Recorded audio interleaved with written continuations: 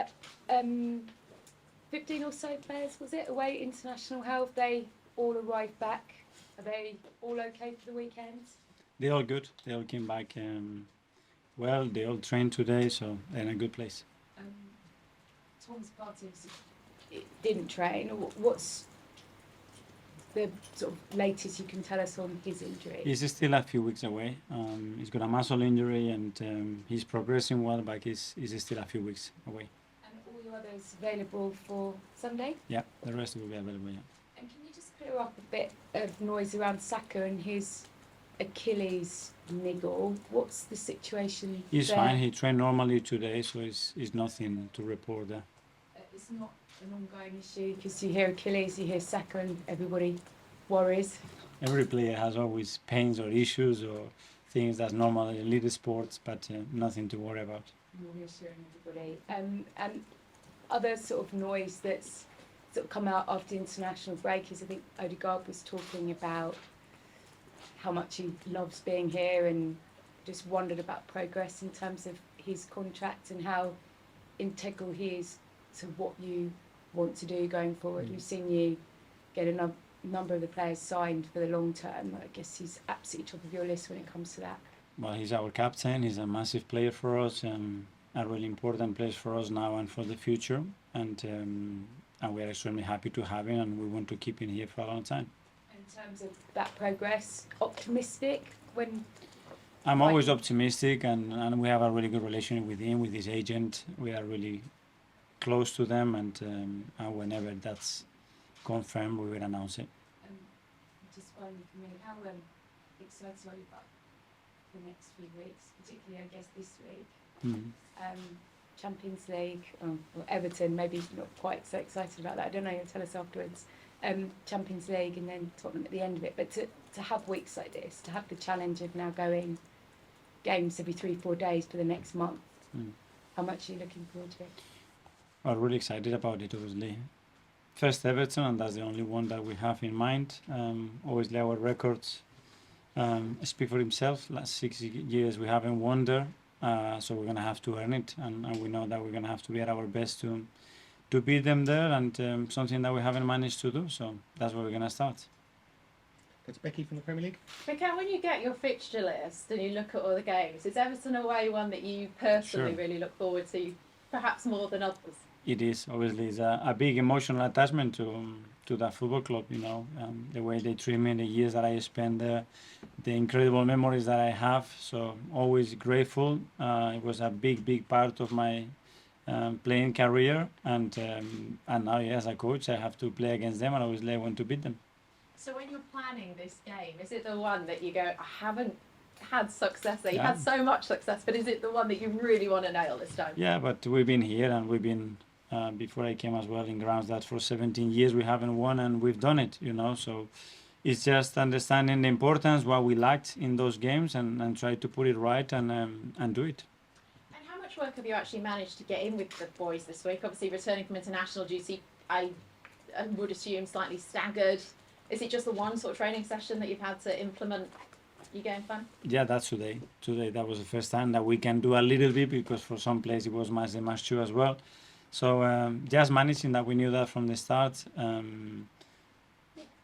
Don't try to get into too much information, especially after being 10 days away, but make sure that everybody is reconnected and clear on what we do, how we want to do it, and our way of playing, and that's it.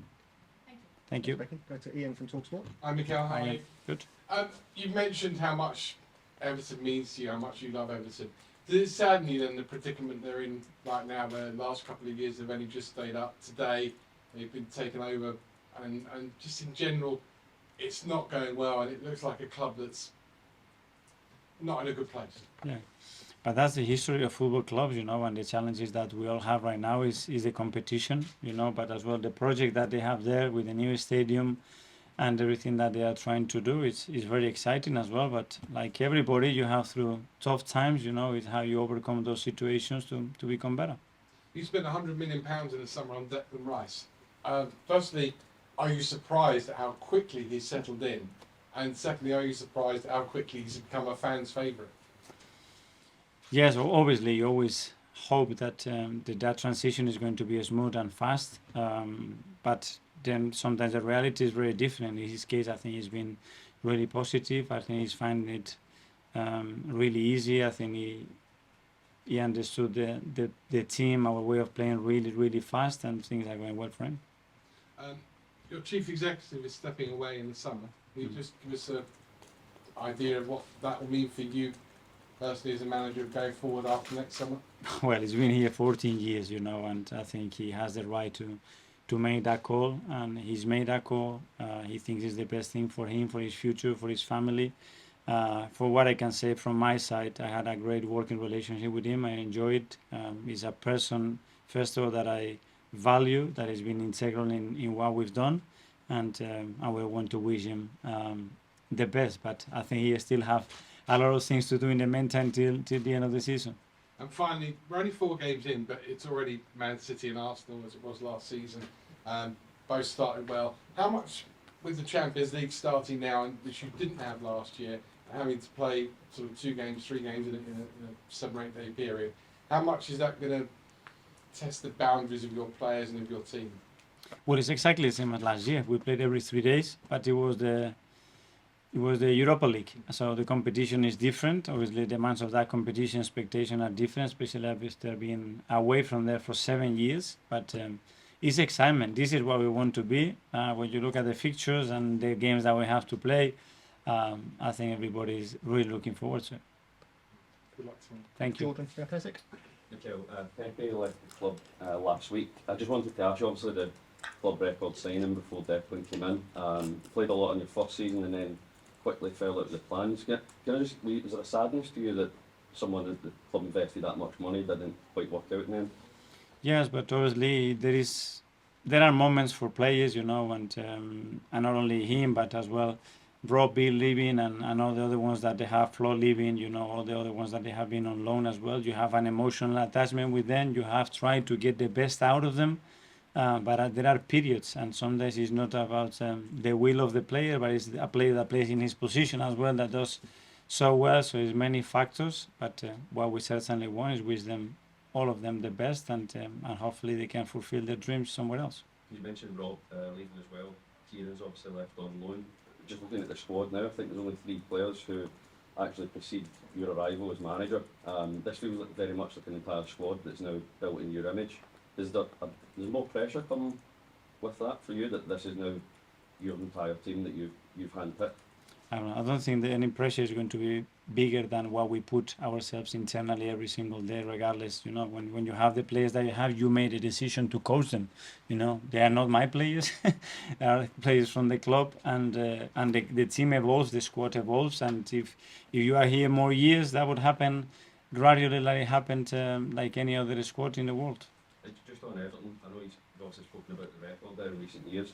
You also said that you think you've now got the physicality in the squad with the new signings to go and match these teams.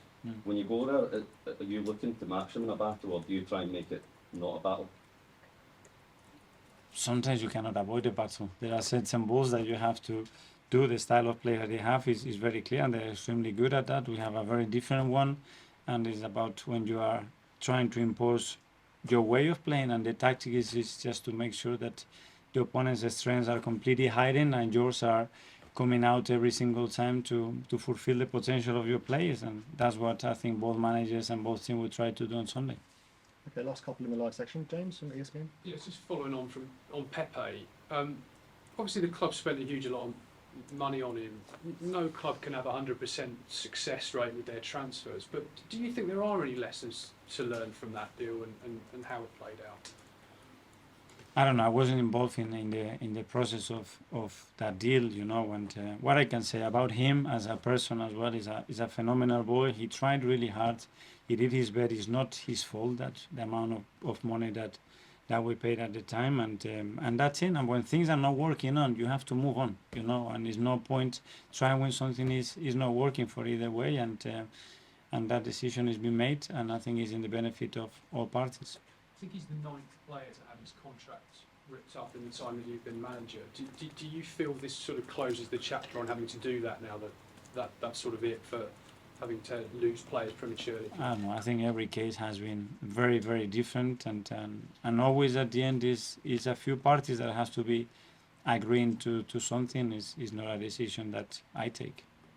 Thanks, James. Finally, we'll go to Kaya from Football London. Hi, Mikel. Hi. Earlier in the summer, you were speaking about how the leadership group would be decided after the transfer window came to a close. I just wondered, have you made a decision and have you communicated that to the players? It's not about the decision making something formal or something public. We have many leaders in the squad. We have a captain that is Martin, and you have seen in the last few games and in pre-season when there are changes as well. When you have number 2 and 3, then maybe it's the 4 and 5. So what I'm really interested is about empowering the qualities that they have as human beings, and make sure that the leaders come out. So don't really restrict anybody, because we have a lot of people that are capable of doing that at the moment. And just to check, who would be 2 and 3 beyond Martin? Sorry? Who would be number 2 and number 3? You will see when we play. Okay, that finishes the live